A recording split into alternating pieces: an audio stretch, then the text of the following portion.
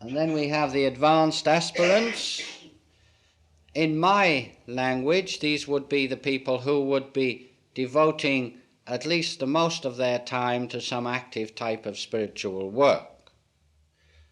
People who certainly wouldn't consider themselves advanced in any way, and this is good, but they would be devoting tremendous amount of time to spiritual work. Not one evening a week, 2 evenings a week attending a lecture. That isn't devoting time to spiritual work. I mean devoting time, as much time as one possibly can to spiritual work until the early hours of the morning every day, without any thought of monetary reward. If monetary reward comes into it, the motive is different, and it makes the magic different.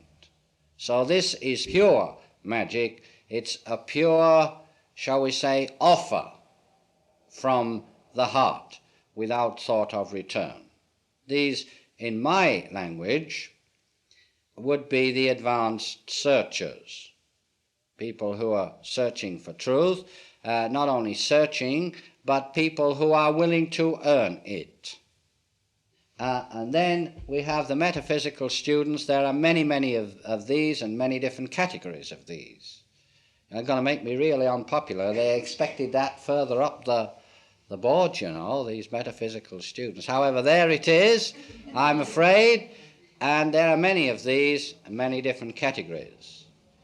And these people are searching diligently for truth. They are in the minority in these days.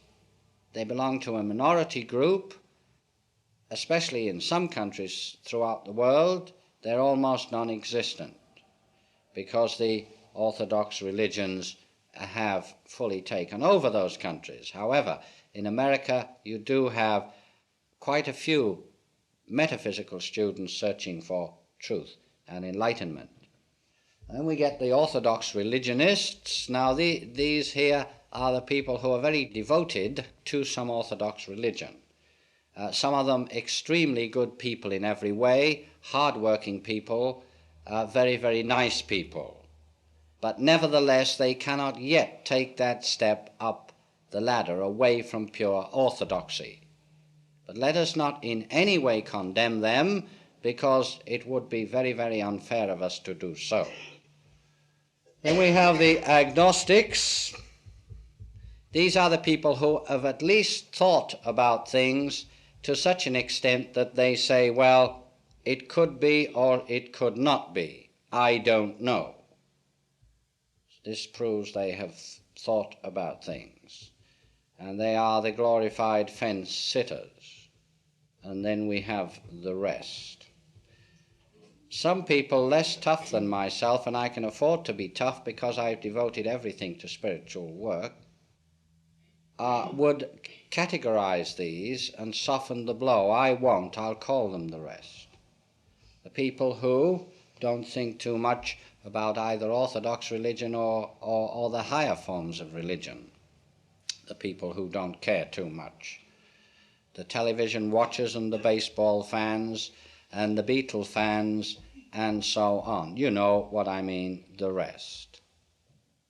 Of course, we should also remember, when we talk about the rest, there but for the grace of God go I. We should remember this too. We should not condemn these people. We should pray for them, and we should try to give them as much enlightenment as we possibly can without forcing anything, because to force anything on them would not be right.